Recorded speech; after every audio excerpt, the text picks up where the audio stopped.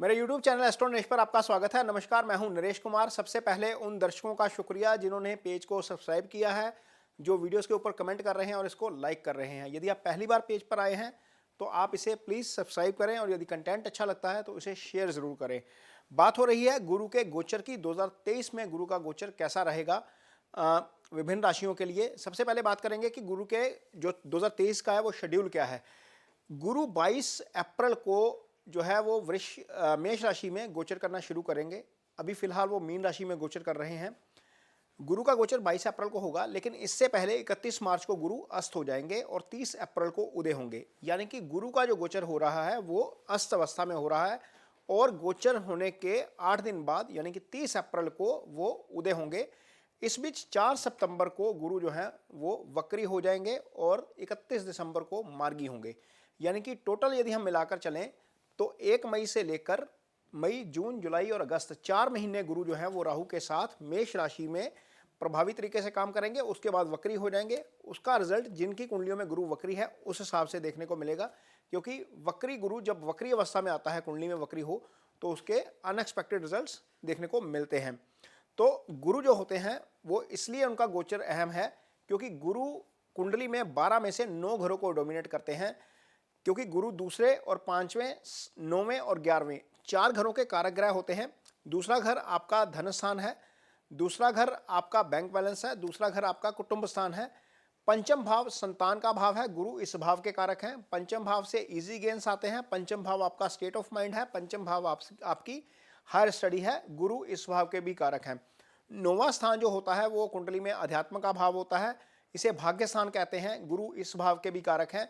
11वां भाव कुंडली में वृद्धि का भाव है, आय का भाव है, गुरु यहाँ के भी कारक हैं। यानी कि 4 भावों का गुरु के पास जो है वो गुरु कारक है। 4 भावों के 3 जो हैं गुरु की दृष्टियां होती हैं।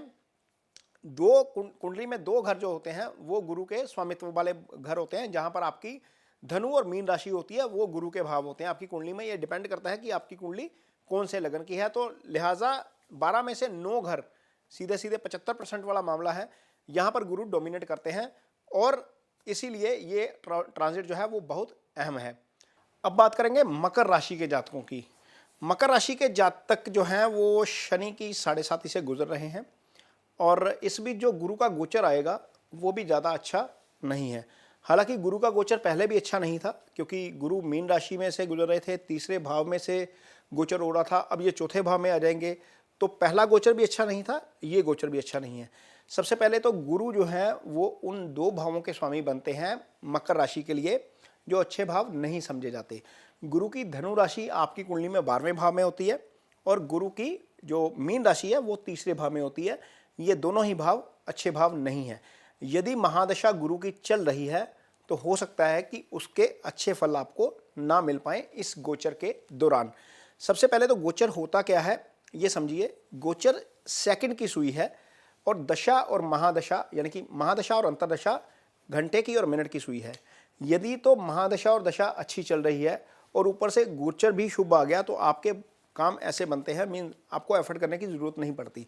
और यदि दशा महादशा या अंतरदशा खराब चल रही है तो उसमें गोचर अशुभ आ जाए तो आपके काम में ज़्यादा अड़चन आनी शुरू हो जाती है।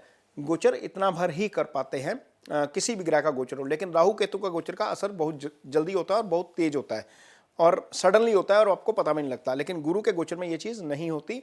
गुरु के जो फल हैं आपकी कुंडली में शुभ भी रहेंगे इस गोचर के लिए, अशुभ भी रहेंगे, क्योंकि जहाँ पर गुरु की दृष्टि लग जाएगी वहाँ पर ये फल शुभ हो जाएंगे। जहाँ पर गुरु के भाव हैं वहाँ के फलों में कमी आ जाएगी, यानी कि 12वें और तीसरे भाव के फल में कमी आ जाएगी। लेकिन जहाँ पर गुरु की दृष्टि है वहाँ पर आपको अच्छे फल मिलेंगे। सबसे पहले समझते हैं कि गुरु जब चौथे भाव में गोचर करेंगे तो पंचम दृष्टि अष्टम भाव के ऊपर जाएगी। अब अष्टम भाव क्या है? अष्टम भाव सडन लॉस का भाव है, सडन प्रॉफिट का भाव है। अष्टम भाव दुर्घटना का भाव है। अष्टम भाव से रिसर्च देखी जाती है, ये सीक्रेसी का भाव है। तो अष्टम भाव से आयु का भी विचार होता है, ये आयु का भाव भी है। जब गुरु की दृष्टि इस भाव पर जाती है तो यदि आप किसी बीमारी से पीड़ित चल रहे हैं या लंबी बीमारी से पीड़ित चल रहे हैं, वहाँ पर दवा काम नहीं कर रही, तो गुरु की दृष्टि से ये चीज़ें अब पॉसिबल होंगी और बीमारी में राहत मिलने के आसार साफ नज़र आ रहे हैं मकर राशि के जातकों के लिए। एक तो ये चीज़ हो गई। यदि आपका कोई विवाद चल रहा था प्रॉपर्टी से संबंधित, अष्टम भाव से आपकी पेरेंटल प्रॉपर्टी भी देखी जाती है, तो वहाँ पर आपको राहत मिलने के आसार हैं। अष्टम भाव रिसर्च का भाव है। यदि आप स्टूडेंट हैं किसी रिसर्च के, कोई ऐसी स्टडी जहाँ पर गुप्त ज्ञान होता है जैसे एस्ट्रोलॉजी है, तो वहाँ पर आपको अच्छे रिजल्ट्स मिलेंगे इस चीज़ के, क्योंकि गुरु की दृष्टि वहाँ पर रहेगी गोचर के दौरान। अब गुरु जब चौथे भाव में गोचर करेंगे तो सातवीं दृष्टि से सीधा देखेंगे दशम भाव को। दशम भाव आपका कर्म स्थान है, यानी कि लाइफ में जो भी आप कर्म करते हैं वो दशम भाव से देखा जाता है। आप चाहे जॉब करते हैं, चाहे आपका अपना कारोबार है, चाहे आपका फ्रीलांस का काम है, किसी भी तरह का काम जो आपको अर्निंग देता है, या कोई भी नित्य कर्म जो करते हैं आप, वो दशम भाव से देखा जाता है। इस भाव के ऊपर जब गोचर में चल रहे गुरु की दृष्टि पड़ेगी सीधा, तो आपको निश्चित तौर पर फायदा होगा और आप जो है अपने कार्यस्थल के ऊपर आपकी पहचान बढ़ेगी, आपका डोमिनेंस बढ़ेगा, आप प्रभावी तरीके से काम करेंगे। ये गुरु की दृष्टि आपके लिए काम करेगी, सातवीं दृष्टि, क्योंकि जब मकर राशि है, मकर राशि से चौथे भाव में गुरु गोचर करते हैं तो सातवीं दृष्टि से दशम भाव को देखते हैं, तो यहाँ पर स्थिति आपके लिए अच्छी रहेगी। अब गुरु की जो नौवीं दृष्टि पड़ेगी वो पड़ेगी 12वें भाव के ऊपर। यहाँ पर अपनी ही राशि पड़ी है। 12वां भाव क्या है? 12वां भाव आपके मोक्ष का स्थान है। 12वां भाव व्यय का भाव है। 12वें भाव से अनिद्रा यानी कि स्लीपिंग डिसऑर्डर देखा जाता है। 12वां भाव बेड कंफर्ट्स का भाव है।